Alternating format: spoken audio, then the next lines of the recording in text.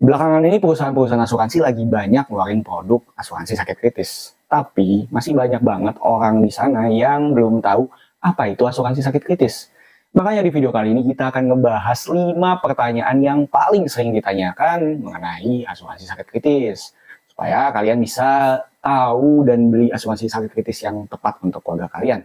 Buat yang baru ke channel ini, kenalin nama saya Yeskiel Wijaya. Kalian bisa panggil saya Kiel. Sebagai sesama bapak, sebagai sesama orang tua ya, saya membantu para bapak-bapak untuk melindungi keluarganya, menafkahi, dan juga mempersiapkan masa depan keluarganya dengan asuransi dan literasi keuangan berbasis Alkitab supaya para bapak-bapak nih, kamu bisa melindungi keluarga kamu dan memberikan masa depan yang Tuhan udah rancangkan.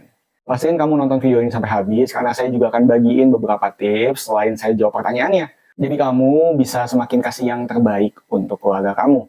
Karena kan kita tahu ya, asuransi itu nggak murah dan jangan sampai kita salah beli asuransi. Tanpa berlama-lama, mari kita mulai ke pertanyaan pertama. Nama saya Yeskiel Wijaya, teman finansial kamu dalam Tuhan.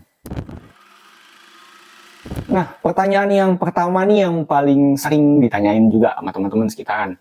Apa sih bedanya asuransi sakit kritis sama asuransi kesehatan?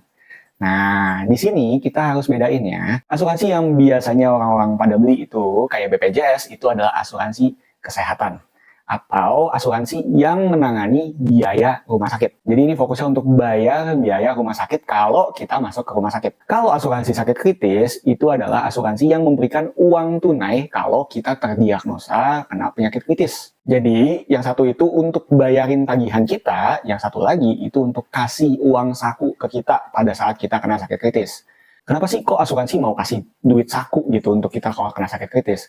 Karena asuransi melihat bahwa kalau orang kena sakit kritis, kemungkinan besar mereka juga nggak bisa bekerja lagi. Dan uang saku ini bisa untuk membantu keluarga-keluarga untuk tetap hidup layak, walaupun kepala keluarganya itu terkena sakit kritis. Nah, duit santunan dari sakit kritis ini juga kita bisa gunain untuk biaya pulang pergi akomodasi ke rumah sakit, juga biaya pengobatan yang nggak di-cover sama rumah sakit, dan juga bisa sebagai tambahan warisan untuk keluarga kita. Nah, jadi harus bedain ya antara asuransi sakit kritis sama asuransi kesehatan. Dua-duanya itu jauh banget bedanya. Tapi kalau kamu cuma punya asuransi kesehatan, tapi nggak punya asuransi sakit kritis, saya saranin kamu untuk ambil keduanya. Kenapa? Karena kita tahu bahwa 80% orang yang meninggal itu biasanya disertai dengan sakit kritis. Nah, karena banyak banget kemungkinan kita kena sakit kritis, coba bayangin kalau misalnya kamu kena sakit kritis terus nggak bisa bekerja lagi. Terus kamu juga nggak ada dana darurat untuk kamu kehidupan sehari-hari. Kalau misalnya sakitnya berkepanjangan, otomatis aset-aset kamu nanti harus terpaksa dijual. Makanya penting banget kita punya yang namanya perlindungan asuransi sakit kritis, supaya kalau misalnya kita terkena sakit kritis, ya kita nggak perlu menghabiskan tabungan kita lagi. Sayang dong, aset-aset yang udah kita kumpulin habis karena kita terkena sakit kritis. Pertanyaan yang kedua itu adalah penyakit kritis yang ditanggung oleh asuransi itu apa aja? Kalau jawaban ini saya nggak bisa kasih yang pasti, karena kan setiap polis itu pasti perlindungannya berbeda-beda. Ada perlindungan yang 40 penyakit, ada yang 50 penyakit, ada yang bahkan sampai 150 penyakit.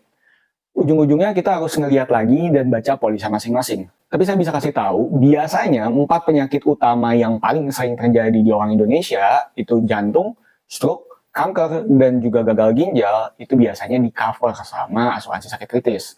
Nah, kalau kalian pengen pastinya, kalian bisa tanya ke agen kalian atau kalian bisa baca sendiri di buku polis kalian. Karena di situ akan dijelasin secara detail pertanggungannya itu seperti apa dan sampai level mana ditanggungnya. Jadi pastiin ya kalian yang udah beli asuransi sakit kritis dibaca syarat dan ketentuannya. Jangan sampai kalian udah bayar mahal-mahal tapi karena kalian salah ngomong, ujung-ujungnya asuransinya juga nggak bisa diklaim.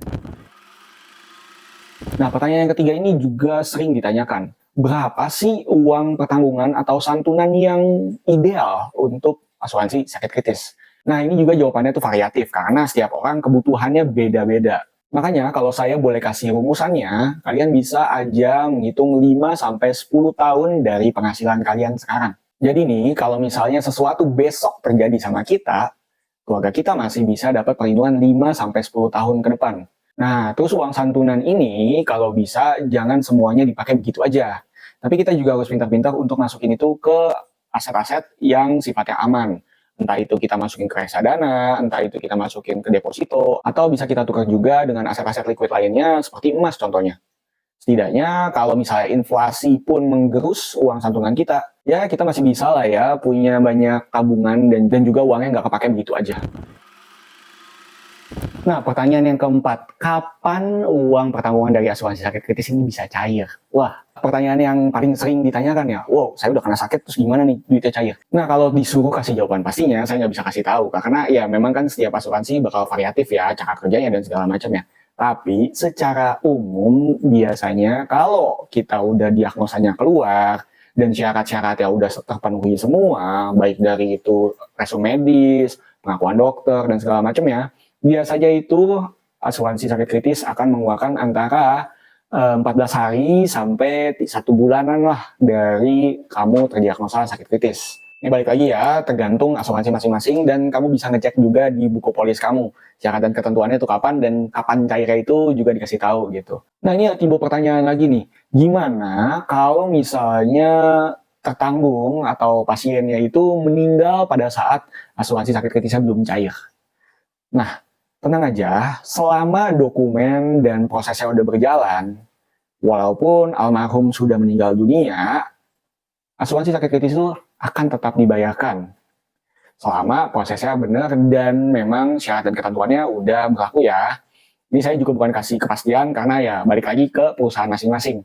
Cuma secara umumnya prosesnya itu nggak akan jadi masalah kalau misalnya si pasiennya itu telah berpulang gitu ya. Jadi balik lagi, kalau ditanya kapan bisa cairnya, itu balik lagi ke perusahaan masing-masing.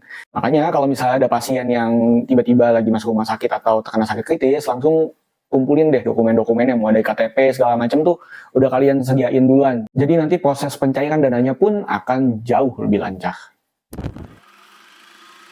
Nah, pertanyaan nomor 5, apakah ada masa tunggu atau pengecualian dari polis asuransi sakit kritis? Nah, ini balik lagi ke buku polis masing-masing ya, karena produk yang kamu beli mungkin di perusahaan yang sama itu juga bisa beda syarat dan ketentuannya. Makanya penting banget untuk kita baca polis tersebut. Rata-rata asuransi sakit kritis itu pasti punya masa tunggu. Karena kalau misalnya nggak punya, bisa aja ada oknum-oknum yang udah kena sakit kritis duluan, terus baru masuk asuransi sakit kritis. Itu nggak sedikit loh yang kayak gitu. Dan untuk mencegah hal itu terjadi, biasanya perusahaan asuransi memang menegakkan yang namanya masa tunggu gitu. Jadi masa tunggu ini juga sifatnya untuk melindungi nasabah-nasabah yang lain. Bayangin misalnya kalau banyak oknum yang kayak gitu, terus nasabah yang benar jadi nggak bisa dapat uangnya karena ya duitnya udah habis sama oknum-oknum tersebut. Kasihan juga karena orang-orang yang udah jujur dan benar tapi malah nggak bisa dapetin manfaat yang mereka dapetin. Terus juga untuk masalah pengecualian, ini balik lagi ke kondisi pasien. Kalau misalnya pasien atau tertanggungnya ini sebelumnya udah punya sakit kritis, biasanya sih pasti dikecualikan. Nah, di sini kita juga menuntut untuk kejujuran. Karena kalau misalnya, kayak tadi yang saya sebutin soal oknum tadi, kalau misalnya kita nggak jujur, ujung-ujungnya uang yang udah kita bayarkan untuk beli asuransi itu ya jadi akan hangus karena asuransi juga akan melakukan pengecekan dan kalau misalnya kita dicek dan melakukan penipuan, bisa jadi kena hukum pidana bahkan. Dan ya nggak ada dong yang pengen berurusan dengan hukum karena ketidakjujuran. Makanya pastiin kalian baca buku polis kalian dengan baik dan juga kalian tahu syarat dan ketentuannya dengan baik. Tanyain juga ke agen kalian kalau misalnya kalian masih ada kebingungan-kebingungan atau ada pertanyaan-pertanyaan lainnya. Ingat, kalian beli asuransi untuk masa depan. Jangan pernah beli kucing dalam karung. Nah itu dia video kali ini, saya udah ngejawab 5 pertanyaan yang paling sering ditanyakan mengenai asuransi sakit kritis. Hari ini kita udah bahas tentang perbedaan asuransi sakit kritis dan kesehatan, kita udah bahas gimana pencairannya, gimana masa tunggunya, gimana juga cara kerjanya asuransi sakit kritis. Dan kalau misalnya kalian masih ada pertanyaan lagi nih, jangan ragu untuk komen aja di bawah, nanti akan saya bantu jawabin pertanyaan tentang asuransi sakit kritis. Kalau kalian penasaran dan pengen tahu lebih lanjut soal asuransi sakit kritis, kalian bisa nonton video saya yang di sini. Semoga video ini ngebantu. Nama saya Eskar Wijaya. Stay financially faithful. God bless you. Bye.